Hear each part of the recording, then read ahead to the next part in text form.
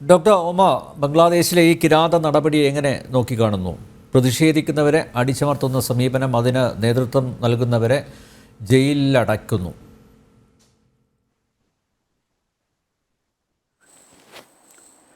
ഒന്നാമതായിട്ട് പറയാനുള്ളത്, നമ്മൾ ബംഗ്ലാദേശിൽ നിന്ന് പലതരത്തിലുള്ള വാർത്തകളാണ് കേൾക്കുന്നത്. അത് ഏതൊക്കെ വാർത്തകളാണ് എത്രത്തോളം റിലയബിൾ ആണെന്ന് എനിക്ക് സംശയമുണ്ട്.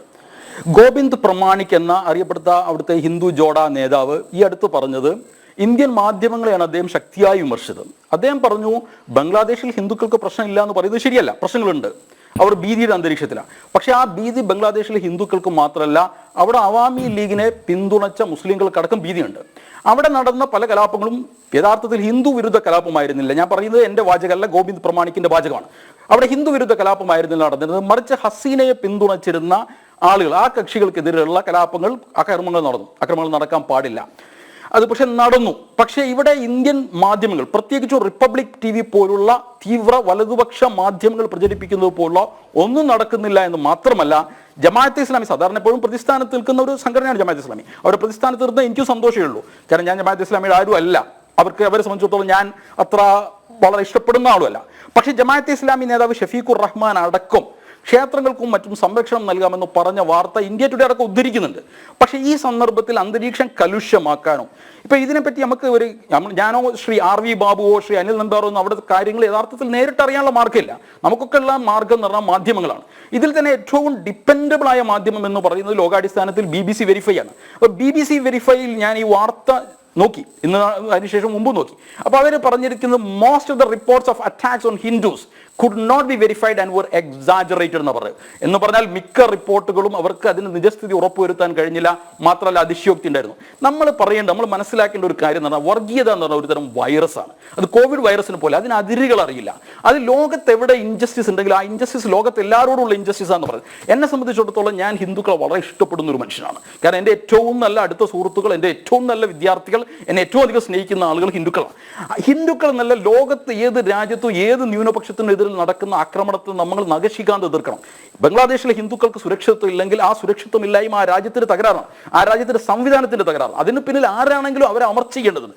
പക്ഷെ നമ്മളൊരു കാര്യം മനസ്സിലാക്കേണ്ടത് എന്താന്ന് പറഞ്ഞിട്ടുണ്ടെങ്കിൽ, ഈ അടുത്ത കാലത്ത് ബംഗ്ലാദേശിനോടൊപ്പമാണ് ഇന്ത്യയും പാകിസ്ഥാനും അഫ്ഗാനിസ്ഥാനും ന്യൂനപക്ഷ അവകാശങ്ങളുടെ കാര്യത്തിൽ എന്നാണ് പടിഞ്ഞാറൻ പഠനങ്ങൾ തെളിയിക്കുന്നത്. ബ്രിട്ടീഷ് ഹൗസ് ഓഫ് ലോർഡ്സിൽ ഈ അടുത്ത് കൊടുത്ത ഒരു റിപ്പോർട്ട് അനുസരിച്ച് ഇന്ത്യയുടെ സ്ഥാനം ബംഗ്ലാദേശിന്റെയും പാകിസ്ഥാന്റെയും അഫ്ഗാനിസ്ഥാന്റെയും കൂടെയാണ്. ഈ രാജ്യങ്ങളിലൊന്നും തന്നെ വേണ്ടത്ര മതസ്വാതന്ത്ര്യമില്ല. ലോകത്തെ ഏറ്റവും മതസ്വാതന്ത്ര്യമുള്ള രാജ്യങ്ങളെ അവർ നിരത്തുന്നുണ്ട്. അതിൽ കാനഡ, അതുപോലെ തന്നെ UK, ന്യൂസിലാൻഡ്, നോർവേ തുടങ്ങിയ രാജ്യങ്ങളാണ് മുന്നിൽ നിൽക്കുന്നത്. അപ്പോൾ എന്ത് പറയുന്നത്, ഞാൻ നേരത്തെ ശ്രീ RV ബാബു പറഞ്ഞു അതുപോലെ കിരാതമായി നടക്കുന്നുണ്ട്. അത് നടക്കുന്നുണ്ടെങ്കിൽ എതിർക്കണം, അതിനെ എതിർത്ത് തോൽപ്പിക്കണം. പക്ഷേ നമ്മൾ പറയേണ്ടത് എന്താ പറയുണ്ടെങ്കിൽ, നമ്മൾ ഇവിടെ കേൾക്കുന്ന ഈ റിപ്പോർട്ടുകൾ അവിടെ അവിടുത്തെ ഹിന്ദു ജാഗരൻ ജോട്ട് എന്നിട്ട് പറഞ്ഞ സംഘടനയുടെ പേര് ഗോവിന്ദ് പ്രമാണിക്, അദ്ദേഹം പറയുന്ന വീഡിയോ വേണമെങ്കിൽ ഞങ്ങൾക്ക് അയച്ചു തരാം.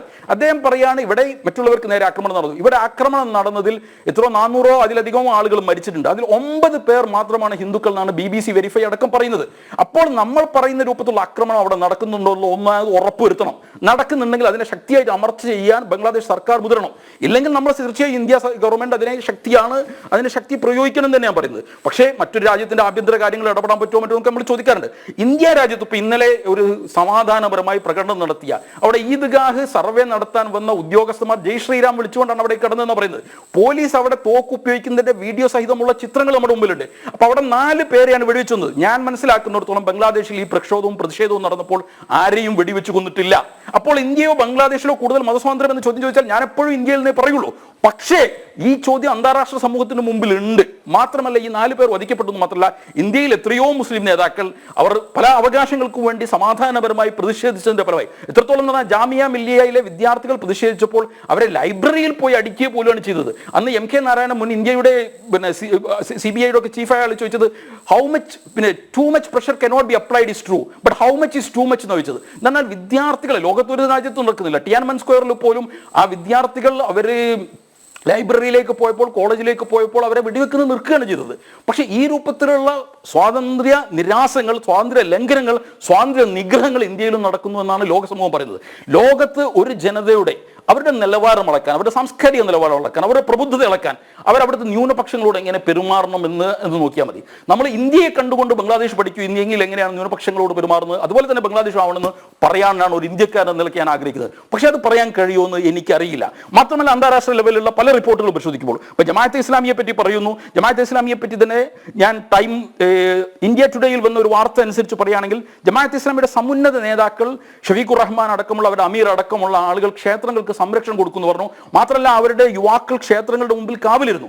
ഇന്ത്യയിൽ RSS ഇവിടുത്തെ പള്ളികൾക്ക് കാവലിരിക്കുന്ന ഒരു ഇന്ത്യയാണ് ഞാൻ സ്വപ്നം കാണുന്നത്. ഇന്ത്യയിലെ മുസ്ലിങ്ങൾ ഇവിടുത്തെ ക്ഷേത്രങ്ങൾക്കും കാവലിരിക്കുന്ന ഒരു ഇന്ത്യയാണ് ഞാൻ സ്വപ്നം കാണുന്നത്. ഒരു ബംഗ്ലാദേശിയാണ് ഞാൻ സ്വപ്നം കാണുന്നത്. അങ്ങനത്തെ ഒരു മ്യൂച്വൽ ടോളറൻസ് ഉണ്ടെങ്കിൽ മാത്രമേ ഇത് കഴിയുള്ളൂ. ഞാൻ നേരത്തെ പറഞ്ഞു, വർഗീയത ഒരുതരം കോവിഡ് വൈറസിനെ പോലെയാണ്. ഇന്ത്യയിലുള്ള വർഗീയത അല്ലെങ്കിൽ ബംഗ്ലാദേശിലുള്ള വർഗീയത തിരിച്ചു അങ്ങോട്ടും കൊണ്ടുമൊക്കെ പോകും. ഇതിന് ഫസ്റ്റ് ക്ലാസ്സിൽ മാത്രമല്ല ഇതിന് സഞ്ചരിക്കാൻ പറ്റുക, ഇതിന് എക്കണോമിക് ക്ലാസ്സിൽ ഒരു ക്ലാസ് ഇല്ലാതെയും സഞ്ചരിക്കാൻ കഴിയും. അപ്പോൾ ഇന്ന് ബംഗ്ലാദേശിൽ ഈ പറയുന്ന കലാപങ്ങൾ ഹിന്ദുക്കൾക്ക് ഇതിൽ നടക്കുന്നുണ്ടെങ്കിൽ അത് ശക്തിയായി എതിർക്കേണ്ടതാണ്. പിന്നീട് ഇത് ഹരേ കൃഷ്ണ പ്രസ്ഥാനത്തിന്റെ വക്താവിനെയാണ് ഇന്ന് അറസ്റ്റ് ചെയ്തത്. അറസ്റ്റ് ചെയ്യാൻ അവർ പറഞ്ഞിരിക്കുന്ന കാരണം എന്താണ്? ബംഗ്ലാദേശ് ദേശീയ പതാകക്ക് മുകളിൽ കാവിക്കൊടി പറത്തി എന്നുള്ളതാണ്. അതൊക്കെ ഒരു കാരണമായിട്ട് ചിലപ്പോൾ ഉണ്ടാക്കുന്നിരിക്കും. പക്ഷേ നമ്മുടെ നാട്ടിലും ചില ആളുകൾ ഇത്തരത്തിലുള്ള കാര്യങ്ങളൊക്കെ വല്ല വൈകാരിക ഗുണമുണ്ട്. എന്നെ സംബന്ധിച്ചോളം ത്രിവർണ്ണം പതാക എന്ന് പറഞ്ഞാൽ എൻ്റെ ആത്മാവിൻ്റെ ഭാഗമാണ്, എൻ്റെ സ്വത്വത്തിൻ്റെ ഭാഗമാണ്, എൻ്റെ എല്ലാമാണ്. പക്ഷെ ആരെങ്കിലും ഒരു സ്കൂൾ കുട്ടി ചിലപ്പം കെട്ടുമ്പോൾ അതൊന്ന് താഴോട്ടായി പോയതിൻ്റെ പേരിലൊക്കെ വലിയ വിഷയങ്ങളാക്കുന്ന ആളുകൾ നമ്മുടെ നാട്ടിലുണ്ട്. അപ്പോൾ അത്തരം ആളുകളൊക്കെ മനസ്സിലാക്കേണ്ടത് എന്താണെന്നുണ്ടെങ്കിൽ, ഇത്തരം കാര്യങ്ങൾ നമ്മളുടെ ഒരു സമൂഹം എത്ര സഹിഷ്ണുത കാണിക്കുന്നത്, അത് പ്രത്യേകിച്ച് അവിടുത്തെ ന്യൂനപക്ഷങ്ങളോട് എത്ര സഹിഷ്ണുത കാണിക്കുന്നു എന്നായിരിക്കണം ഒരു രാജ്യത്തിൻ്റെ എല്ലാ നിലക്കുള്ള സാമൂഹികമായ ഒരു ഇൻഡെക്സ് നമ്മൾ സൂചിപ്പിക്കുകയാണെങ്കിൽ. അക്കാര്യത്തിൽ ഇന്ത്യ താഴോട്ട് പോകുന്നു എന്നാണ് ലോക കണക്കുകൾ സൂചിപ്പിക്കുന്നത്. United States Commission for International Religious ടോളറൻസിൽ ഇന്ത്യയുടെ റാങ്ക് അവസാന 8ലാണ്. വളരെ ഡേഞ്ചറസ് ആയ റെഡ് സോണിലേക്ക് വീണ്ടുകൊണ്ടിരിക്കുന്ന രാജ്യങ്ങൾ എന്നാണ്. അപ്പോൾ നമ്മൾ പറയേണ്ടത്, ഉപഭൂഖണ്ഡത്തിന് ഇന്ത്യ മാതൃകയാവണം. തീർച്ചയായും നേരത്തെ RV ബാബു പറഞ്ഞു, പ്രധാനമന്ത്രി ഇടപെടാനാണ് വേണ്ടത്. പക്ഷേ അപ്പോൾ മറ്റുള്ള രാജ്യങ്ങൾ അവർ നമ്മളത്ര ശക്തിയില്ല എന്നുള്ളത് ശരിയാണ്. പക്ഷെ അവരും ചിലപ്പോൾ നമ്മുടെ രാജ്യത്തിൽ ഇടപെടുമ്പോൾ നമ്മൾ ഉച്ചത്തിൽ കൂവും, നമ്മൾ ആഭ്യന്തര കാര്യങ്ങളിൽ ഇടപെടരുത്. അത് പറയുന്നതിനുള്ള ധാർമ്മികമായ ഒറ്റ കാര്യം ഞാൻ ചോദിച്ചോട്ടെ. ബംഗ്ലാദേശിൽ 29% ഹിന്ദുക്കൾ ഉണ്ടായിരുന്നു എന്നാണ് ഞാൻ മനസ്സിലാക്കുന്നത്. ഇപ്പോഴത് 7% കുറഞ്ഞു. അതെങ്ങനെ സംഭവിച്ചു? അത് ശ്രീ അനിൽ പറഞ്ഞ കണക്ക് ഞാൻ കണ്ട കണക്കനുസരിച്ച് 22% 1971 ഉണ്ടായിരുന്നു എന്നും ഇപ്പോൾ അത് 8% എന്നാണ് ഞാൻ കണ്ടത്. അത് ഹിന്ദുക്കളോട് അവിടെയുള്ള അസഹിഷ്ണുത മൂലമാണെങ്കിൽ ബംഗ്ലാദേശിനെ ശക്തിയായി എതിർക്കേണ്ടതുണ്ട്. അതേ അവസരത്തിൽ കൂടുതൽ പ്രോസ്പറസ് ആയ, കൂടുതൽ സമ്പന്നമായ ഒരു രാജ്യം ഇവിടെ ഉണ്ടാകുമ്പോൾ ബംഗ്ലാദേശിലെ ഹിന്ദുക്കൾ മാത്രമായിരുന്നില്ല ഒരു കാലത്ത് ഇന്ത്യയിലേക്ക് മുറിച്ചു കടന്നിരുന്നത്, ബംഗ്ലാദേശിലെ മുസ്ലിങ്ങളുമായിരുന്നു. അത് കാരണം ബംഗ്ലാദേശിനേക്കാൾ അധികം മുസ്ലിങ്ങൾക്ക് ഇന്ത്യയിൽ സ്വാതന്ത്ര്യം ഉണ്ടായതുകൊണ്ടാണോ എന്ന് എനിക്കറിയില്ല. പക്ഷേ ഒരു പ്രോസ്പറസ് ആയ രാജ്യം അപ്പുറത്തുണ്ടാകുമ്പോൾ, സ്വാഭാവികമായിട്ട് വികസിതമായ ഒരു രാജ്യം അപ്പുറത്തുണ്ടാകുമ്പോൾ സ്വാഭാവികമായിട്ട് ഇങ്ങോട്ടേക്ക് വരും. എത്രത്തോളം എന്നാൽ നമ്മൾ ബംഗാളികൾ നമ്മുടെ നാട്ടിലൊക്കെ ജോലി ചെയ്യുന്നുണ്ട്. അവരാരുണ്ടെങ്കിലും, അവർ മുസ്ലിങ്ങളാണെങ്കിലും ഹിന്ദുക്കളാണെങ്കിലും, നിങ്ങൾ ബംഗ്ലാദേശുകാരാണോ എന്നൊന്ന് ചോദിച്ചു നോക്കൂ. അവർക്ക് ആ ചോദ്യം ഏറ്റവും വെറുപ്പോട് കൂടിയാണ് ഇതിനെ സമീപിക്കുന്നത്. കാരണം ഇന്ത്യ കൂടുതൽ പ്രോസ്പറസ് ആയ, കൂടുതൽ വികസിതമായ, കൂടുതൽ വിദ്യാഭ്യാസ സൗകര്യങ്ങളുള്ള ഒരു രാജ്യമാണ്. പ്രത്യേകിച്ച് ഇന്ത്യയിലേക്ക് വരുന്ന ഹിന്ദു സഹോദരന്മാരെ നമ്മൾ സ്വീകരിക്കുകയും വേണം. അവർ സ്വീകരിക്കപ്പെടേണ്ട ആളുകളാണ്. അപ്പോൾ അങ്ങനെ സ്വീകരിക്കുമ്പോൾ സ്വാഭാവികമായിട്ടും അവിടുത്തെ പോപ്പുലേഷൻ കുറയാൻ സാധ്യത. അങ്ങനെയാണ് അത് കുറഞ്ഞെങ്കിൽ ഞാൻ അതിനെ കുറ്റം പറയുന്നില്ല. അതേ അവസരത്തിൽ അവിടെ ഹിന്ദുക്കൾക്ക് നേരെ പീഡനം നടക്കുന്നുണ്ടെങ്കിൽ, അവിടെ ഹിന്ദു ക്ഷേത്രങ്ങളെ ധ്വംസിക്കുന്നുണ്ടെങ്കിൽ, അവിടെ ഹിന്ദു ന്യൂനപക്ഷങ്ങളെ ആരെങ്കിലും ആക്രമിക്കുന്നുണ്ടെങ്കിൽ, അവരുടെ നയത്തിന്റെ ഭാഗമാണെങ്കിൽ അതിനെ ശക്തിയായി എതിർക്കണം. ഇത്രേ എനിക്ക് പറയാനുള്ളൂ. പക്ഷേ അതുപോലെ ഹിന്ദുക്കളെ കൊന്ന് കെട്ടിത്തൂങ്ങിയ ദൃശ്യങ്ങളും നമ്മുടെ മുന്നിലുണ്ട്. അത് ഈ മാധ്യമത്തിലൂടെ കാണിക്കാൻ ആവില്ല, നിസ്സഹായ അവസ്ഥയിലാണ്, അതുകൊണ്ട് കാണിക്കുന്നില്ല എന്നുള്ളതാണ്. നിരവധി ദൃശ്യങ്ങൾ നമ്മുടെ ഉറക്കം കെടുത്തുന്നു. അതൊക്കെ യാഥാർത്ഥ്യങ്ങളാണ്. ഇപ്പോൾ BBC ഉദ്ധരിച്ചു എന്ന് പറയുന്നു. BBC-യുടെ നിലപാട് അത് സംശുദ്ധമാണ് എന്ന് ഞാൻ കരുതുന്നില്ല കേട്ടോ. BBC-യുടെ നിലപാട് നല്ല ജനൻ TV, ലോകത്ത് ഒരു ടെലിവിഷൻ ചാനലിന്റെയും നിലപാട് തന്നെ പൂർണ്ണമായും സംശുദ്ധമല്ല. നമ്മളൊന്നും കുട്ടികളുടെ നിഷ്കളങ്കത എന്ന് നമ്മൾ പറയുന്നത്, കുട്ടികളുടെ പോലും നിഷ്കളങ്കത അല്ല എന്ന് പറയുന്നത്. പക്ഷേ BBC വെരിഫൈ പല കാര്യങ്ങളും ലോകം ആശ്രയിക്കുന്ന ഒരു ചാനലാണ്. അവരാണ് പറഞ്ഞിരിക്കുന്നത് the reports are exaggerated and unverifiable എന്നാണ് ഈ വാക്കുപ്പിച്ചത്. മാത്രമല്ല, നിങ്ങൾ പറഞ്ഞു നിങ്ങളുടെ കയ്യിൽ അത്തരത്തിലുള്ള ദൃശ്യങ്ങളുണ്ട്. ഇന്ത്യയിലടക്കം മുസ്ലിങ്ങളെ കൊന്നതിന്റെ എത്ര ദൃശ്യങ്ങളുണ്ട്? ഈ അടുത്ത കാലത്ത് അഖ്ലാഖ് പോലുള്ള ആളുകളെ പിന്നെ വെറുതെ ഈ പശു കടത്തി എന്ന് പറഞ്ഞുകൊണ്ട്. അവർ പലപ്പോഴും പശുവിനെ കടത്തിയത് പശുക്കളെ വളർത്താനായിരുന്നു. അവർ പിന്നെ ക്ഷീര കർഷകരായിരുന്നു. പശു കടത്തി എന്ന് പറഞ്ഞുകൊണ്ട് എത്ര ആളുകളെ കൊന്ന് കെട്ടിത്തൂക്കിയ സംഭവങ്ങൾ ഇന്ത്യയിലുണ്ടായി. അതൊക്കെ കാണാൻ നല്ല ദൃശ്യങ്ങളാണോ? ഞാൻ പറയുന്നത് ലോകത്ത് എവിടെ അവിടെ ഹിന്ദു ഒരാളെ ഉള്ളെങ്കിൽ പോലും ആ ഹിന്ദുവിന്റെ ജീവൻ സംരക്ഷിക്കേണ്ടതുണ്ട്. ഇവിടെ മുസ്ലിം ഒരാളെ ഉള്ളെങ്കിലും ആ മുസ്ലിമിന്റെ ജീവൻ സംരക്ഷിക്കേണ്ടത്. നമ്മളെ സംബന്ധിച്ചുള്ള മനുഷ്യ ജീവൻ പാവനമാണ്. അതിനെ ആര് എന്തിന്റെ പേരിൽ, മതത്തിന്റെ പേരിലോ മറ്റെന്തിന്റെ പേരിലോ ആക്രമിക്കുന്നതിനെ, ധ്വംസിക്കുന്നതിനെ ന്യായീകരിക്കാൻ പറ്റില്ല. ഹിംസ അത് അവിടെ നിങ്ങൾ ദൃശ്യങ്ങൾ കാണിക്കാതിരിക്കാൻ ഒരു നിലക്ക് നല്ലത്. പക്ഷേ അതേ അവസരത്തിൽ ഞാൻ പറയുന്നു, അത്തരത്തിലുള്ള ദൃശ്യങ്ങൾ ഇവിടെ നിന്നും കിട്ടുന്നുണ്ട്. ഇവിടെ ഗർഭിണിയായ സ്ത്രീയുടെ വയറ് കുത്തിക്കീറി അതിൽ ഗർഭസ്ഥ ശിശുവിനെ കൊന്ന സംഭവം ഉണ്ടായി. ഇവിടെ ഒരാള് ഗുജറാത്ത് കലാപവേളയിൽ ഡാഡി എന്ന് വിളിച്ചതുകൊണ്ട് മാത്രം രക്ഷപ്പെടുകയും മറ്റൊരാൾ അബ്ബ എന്ന് വിളിച്ചതുകൊണ്ട് കൊല്ലപ്പെടുകയും ചെയ്ത സംഭവം ഇന്ത്യയിലുണ്ടായി.